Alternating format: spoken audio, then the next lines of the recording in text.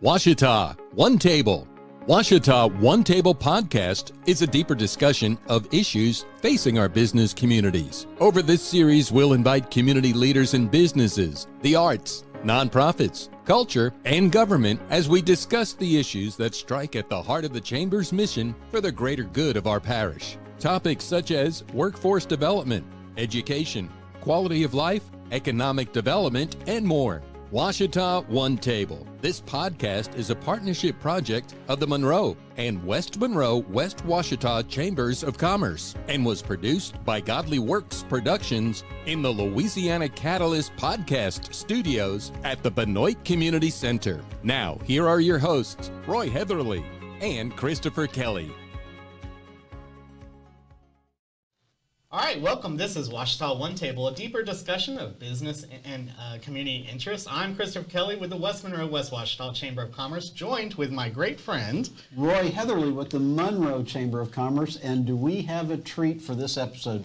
Chris, would you like to introduce our guest? I do. I won the coin toss. Our friend Kelsea McCrary has rejoined our community and has been working hard for the city of Monroe.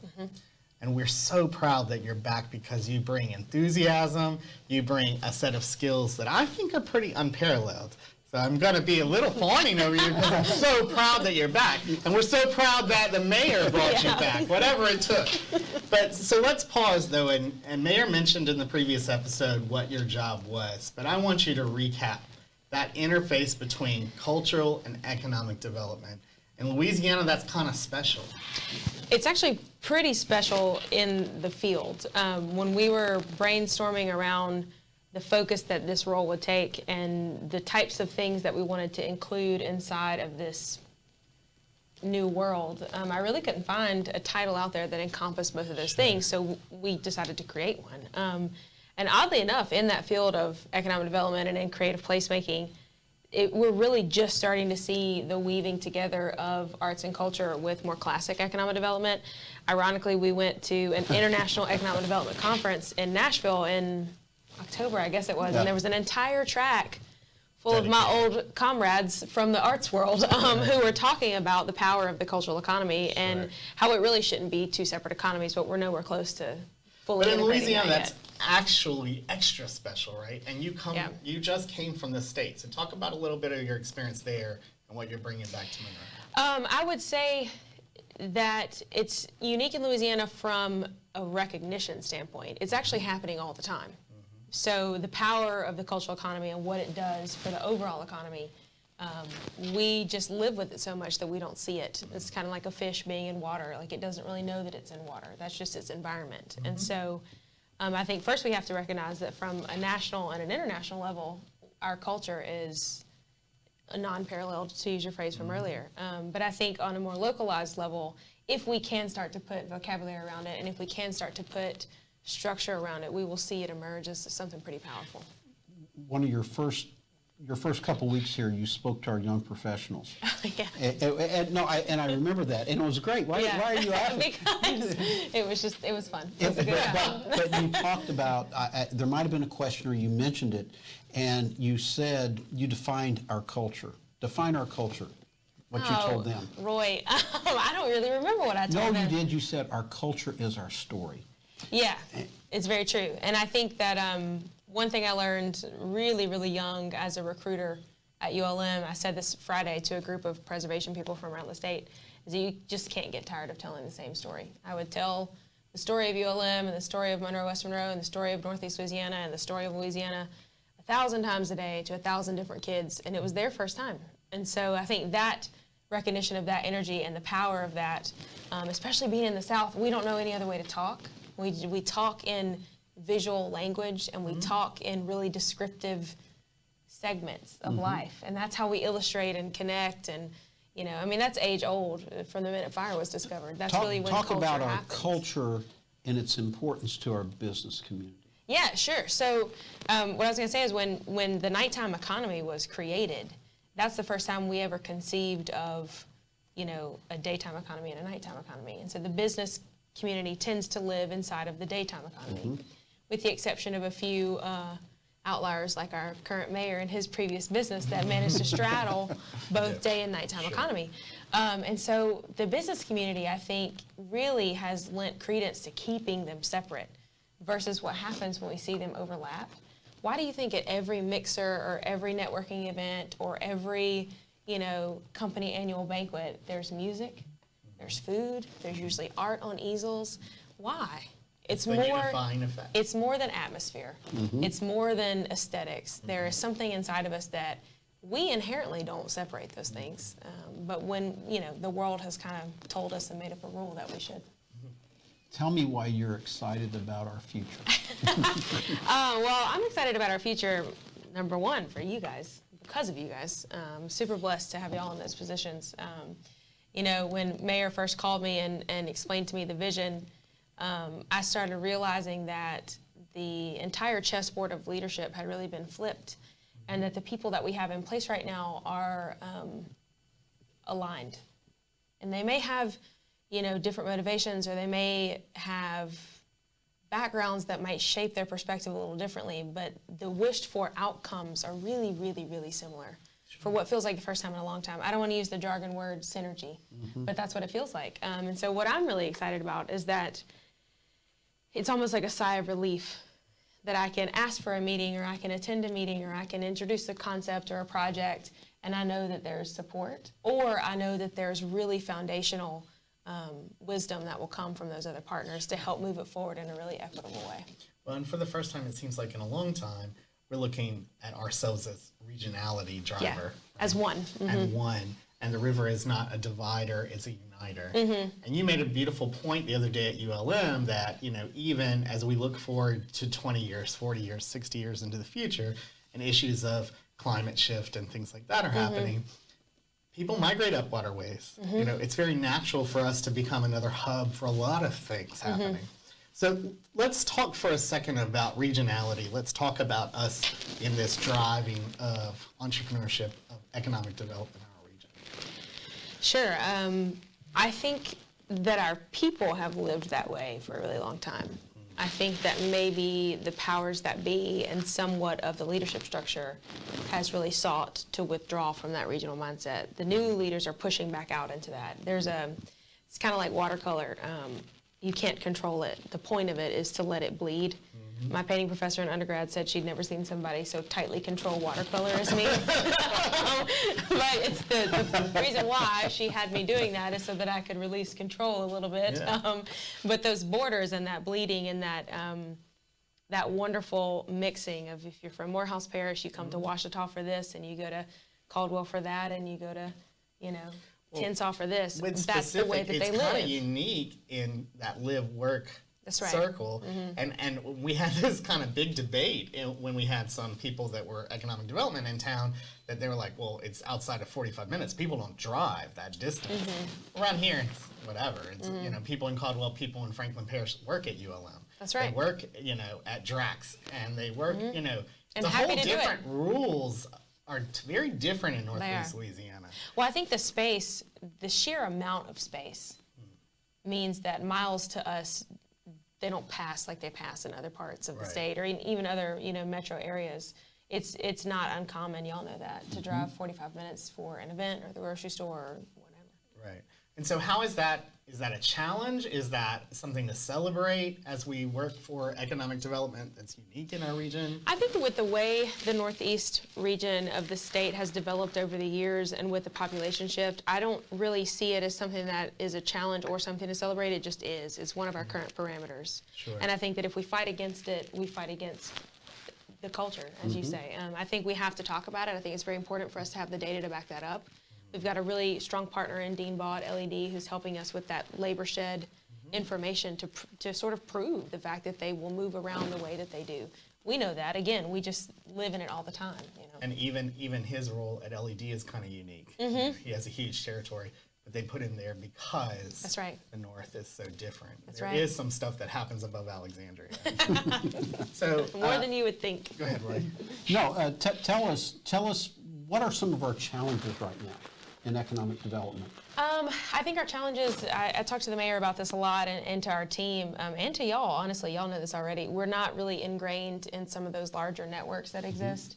You know, going to those conferences, making those connections, figuring out what those site selectors are looking for, visiting with our businesses who've never had a visit from anybody in the administration, you know, almost digging into the framework of what we are so that we can figure out where we can grow. And from that, just those conversations of saying, hey, how have y'all been doing? Tell me about your business. You've been here since the 50s. I've learned so much. There's always more to uncover, and it's amazing the impact. There's a business here in town who created pumps for all of the oxygen machines during COVID, which meant that Monroe technically impacted the world. And I don't even say that lightly. It's not a technicality. They did, and their business grew threefold. And so I think some of that, the challenge is that we just haven't really known who we are, and we haven't really had a good, strong understanding of what structure is there so that we can add to it. But that's also the really exciting part, is that we get to craft that. Like once we've done that digging and that research and we understand and we have a really solid idea, we're already seeing some of those tendrils start to unfold in terms of new things that can come about. I think it's really interesting. Y'all are working on this master plan in multiple ways, right? And I think you're so unique to help foster that community, that sense. So talk a little bit about that master plan and downtown as a different hub, because the way that we treat downtown now and the way that it was built is very different, right? It was built slightly before cars were a big thing. It was modified to accommodate that lifestyle. We don't necessarily live, our future isn't necessarily tied that tight. So let's talk about that identity a little bit. Master plan concepts and master plan executions oftentimes get separated. And I think that as somebody who lived here for a really long time and participated in probably 15 different charrettes around downtown and the city and the cultural community, you know, one thing we wanted to do with this was be very careful at not wearing out the organizations, the institutions, the businesses, and the stakeholders that we would retrieve that information from. And to really move it more to that individualized citizenship level. That's why phase 2, I think, will be so vital, is that we can have that individual input from them, and they can say specifically, we can look at the conglomeration of their thoughts, of how they interact, how they use it, and really go from there. But the master plan, you know, what we hope and what we see already is that understanding, again, that foundation of where are the gaps, where are the weaknesses, where are the strengths, where can we build, where do we need to stop focusing so intently, because sometimes that's the hardest thing, is to pull back a little bit. But phase 2 and phase 3 will really show us some actionable plans, and I think that's really what we've been missing.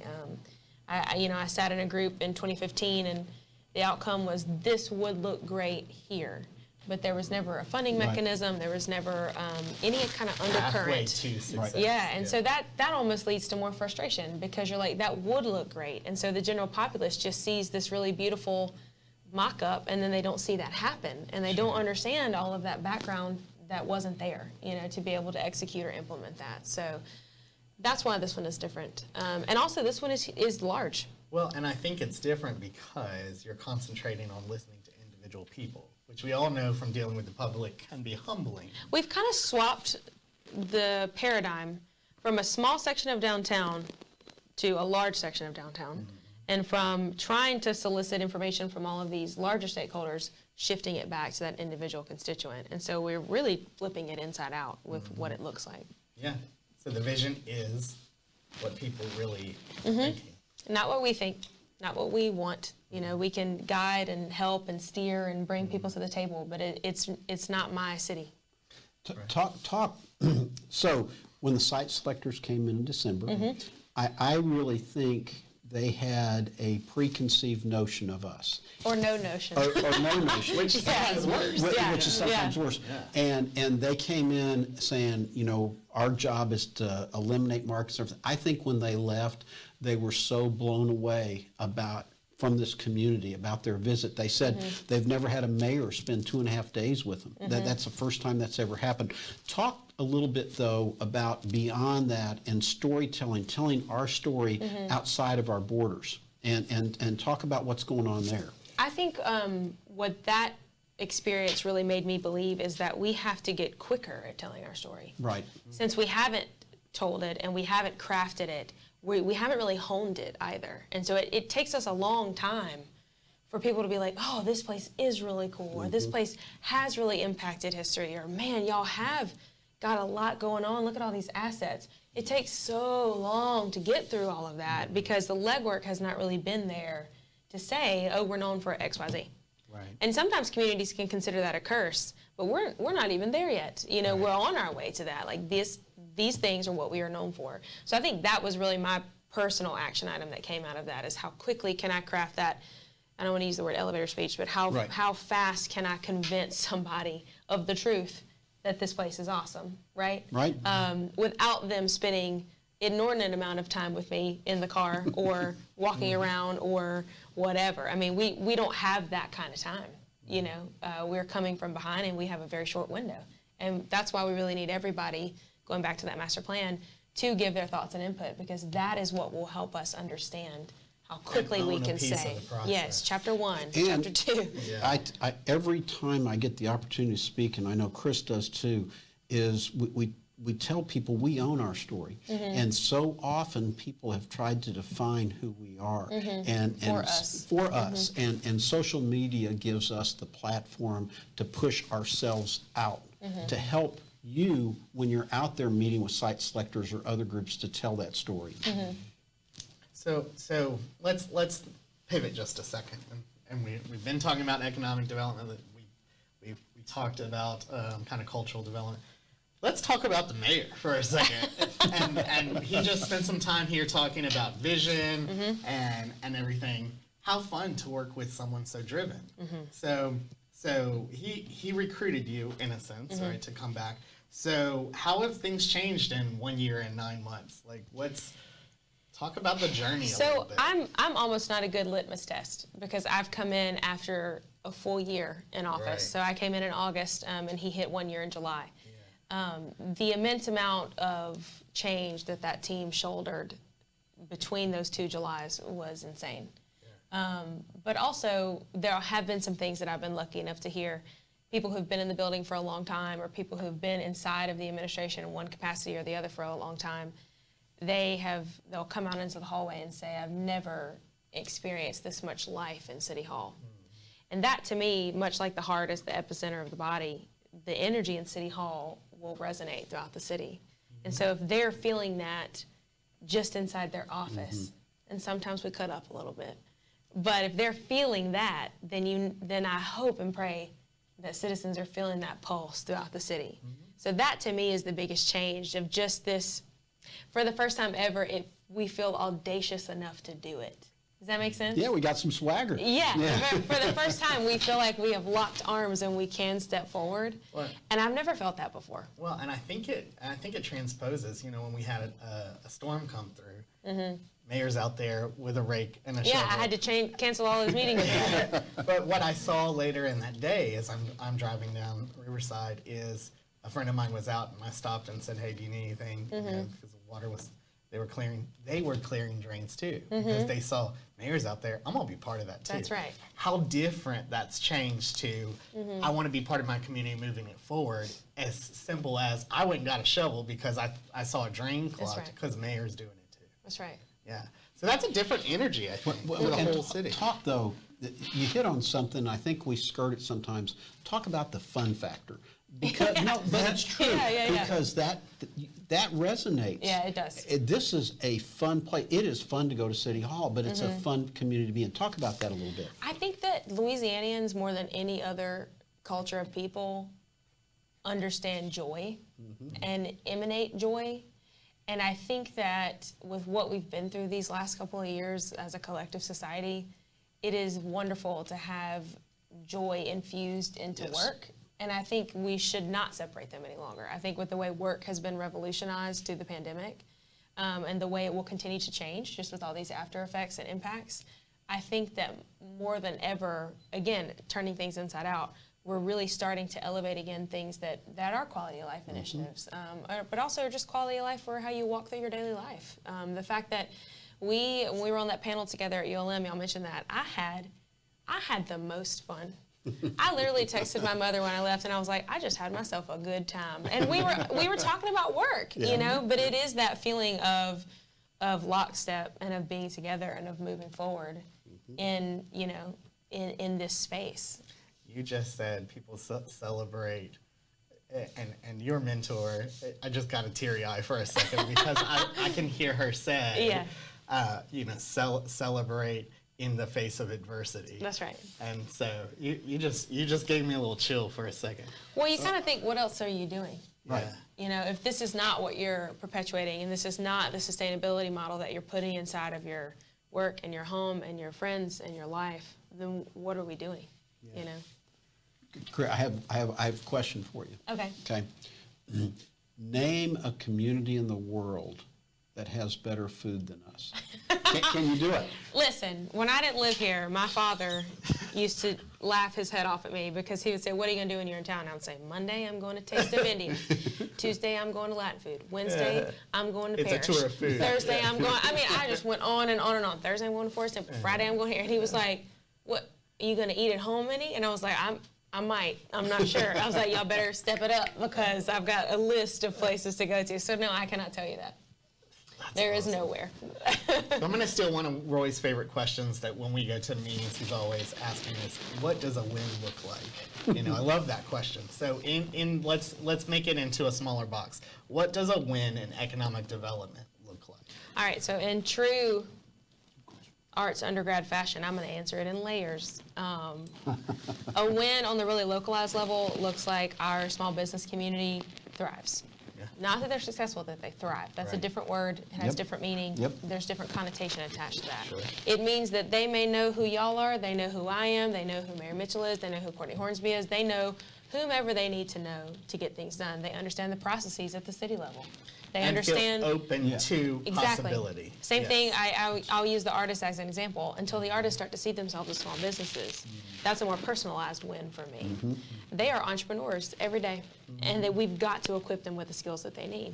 But that middle level of a win, that looks like the community understanding the value of the businesses that have been here and have been fighting that fight for so long. And really supporting them and understanding what that looks like. On the city side, it looks like us being sure that we're equipping them with what they need to succeed.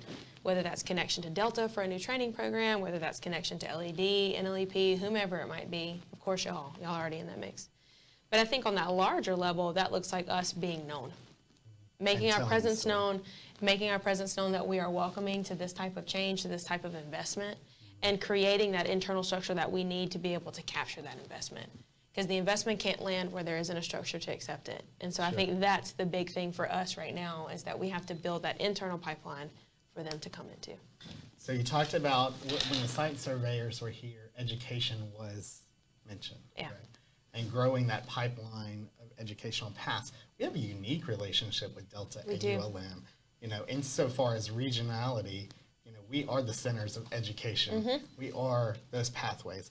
So let's talk about the relationship between those educational pathways and a driver of economic. Well, y'all all know I started in higher ed, so that's my heart. And when Dr. Berry gives his speech about what that institution is for the children in this area, I am that walking testimony. So I'm a student from a rural parish that came to ULM and it changed my life. And so it's a very easy value proposition for me to get behind that. But Delta especially, you know, working in higher ed for a while and understanding the relationship between Delta and ULM and Delta and the high schools and the training programs now for our employers, that has almost been my biggest learning curve in this role, is really understanding that they add huge, huge value into the pipelines of employees that go into these employers. And the flexibility of what they do. Oh, it's so quick. It's crazy. It's amazingly quick. Yeah. So we want to just close out with a few thoughts, right? So talk to Mayor about vision. Describe your vision. I think my vision is one at a time, people assuming their role inside of this community. I sound like a broken record if you've ever heard me speak publicly before. It started a couple years ago with me hearing a challenge for the creative people to step up inside of their communities and inside of their governments to assume their roles. I have done so, y'all have done so, Mayor has done so. We need everybody, no matter what their skill set is. are tracking the audio on this podcast right now, if you are, working inside of this recreation center that is slowly being redeveloped, which is amazing. If you are picking up trash in your neighborhood, I don't care what it is, but we need you to do it. The community needs you to do it. And if you don't, then we're always one step behind. And so I think that is my vision, which sounds very conceptual and loose, but if Uncle Roy did not greet each day with such joy and fervor, it'd be a little less bright. If Chris didn't reach out and say, hey, how you doing? You want to be involved in this project? We'd have a little less integration, right? And so without those things, we could survive, but we can't thrive. And so that's my vision, is that everybody steps forward into their role. And it can change. I hope it changes throughout your life. I hope that you complete that work and you go on to do something else. But that's what we need you to do. Go back to, if not you, who? That's right. If not now. My mama raised me under a phrase that said, if it is to be, it's up to me. So, that's kind of my guiding force in life. You are amazing. We are blessed Right to have back you at back in our community. Chris? Thanks for coming. Thanks for sharing your Sure. information. Thanks for the work that you're doing. Absolutely. And, I hope that your enthusiasm is contagious, because, Me golly too. gee, every time I see you, you double down and give me energy for another. Absolutely. So guys, this was Thank you. Ouachita One Table, a deeper discussion with both chambers. I'm Christopher Kelly with the West Monroe, West Ouachita Chamber, joined with... I'm Roy Heatherly with the Monroe Chamber. Thanks for listening and watching today.